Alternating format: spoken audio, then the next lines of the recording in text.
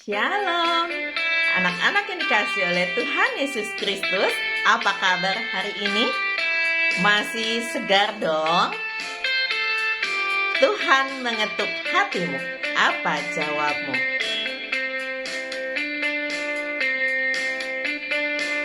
Tuhan mengetuk hatimu. Tuhan mengetuk hatimu. Wahai teman, apa jawabmu? Tuhan mengetuk hatimu. Tuhan hatimu. Tuhan mengetuk hatimu. Wahai teman, apa jawabmu? Tuhan mengetuk hatimu.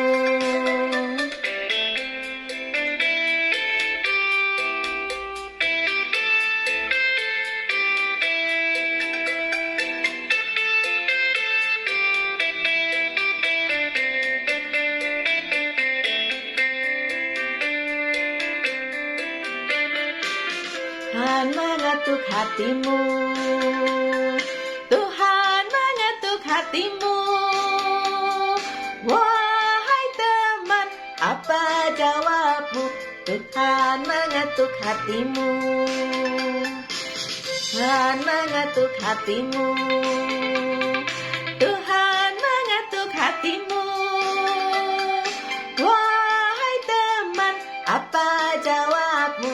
Tuhan mengetuk hatimu. Mari berdoa. Tuhan, ketika Tuhan mengetuk hati kami, maka kami mendengarnya dan kami membukakan pintu supaya Tuhan selalu ada di dalam hati dan hidup kami. Saat ini kami mau belajar kebenaran firman Tuhan. Berkati kami, di dalam nama Tuhan Yesus kami berdoa. Amin.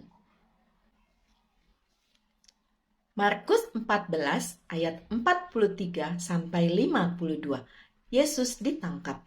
Waktu Yesus masih berbicara, muncullah Yudas, salah seorang dari ke-12 murid itu, dan bersama-sama dia serombongan orang yang membawa pedang dan pentung, disuruh oleh imam-imam kepala, ahli-ahli Taurat dan tua-tua. Orang yang menyerahkan dia telah memberitahukan tanda ini kepada mereka. Orang yang akan kucium, itulah dia. Tangkaplah dia dan bawalah dia dengan selamat. Dan ketika ia sampai di situ, ia segera maju mendapatkan Yesus dan berkata, "Rabi," lalu mencium dia. Maka mereka memegang Yesus dan menangkapnya. Salah seorang dari mereka yang ada di situ menghunus pedangnya, lalu menetakkannya kepada hamba imam besar, sehingga putus telinganya. Kata Yesus kepada mereka, "Sangkamu aku ini penyamun, maka kamu datang lengkap dengan pedang dan pentung untuk menangkap aku. Padahal tiap-tiap hari aku ada di tengah-tengah kamu mengajar di bait Allah, dan kamu tidak menangkap aku. Tetapi haruslah digenapi yang tertulis dalam kitab suci." Lalu semua murid itu meninggalkan dia dan melarikan diri. Ada seorang muda yang pada waktu itu hanya memakai sehelai kain lenan untuk menutup badannya, mengikuti dia. Mereka hendak menangkapnya, tetapi ia melepaskan kainnya dan lari dengan telanjang. Setia kawan. Suatu hari, kamu bersepeda keliling kota dengan teman-teman. Tiba-tiba ban sepedamu bocor, tapi teman-temanmu cuek. Mereka meninggalkanmu menuntun sepeda sendiri. Teman-temanmu bukan orang yang setia kawan. Dalam bacaan hari ini, Yesus ditangkap, tapi murid-muridnya melarikan diri. Mereka tidak setia kawan, tapi Tuhan Yesus tidak marah. Dia tetap setia kepada para murid. Yuk kita contoh Tuhan Yesus. Jadilah anak Tuhan yang setia apapun yang terjadi. Mari berdoa.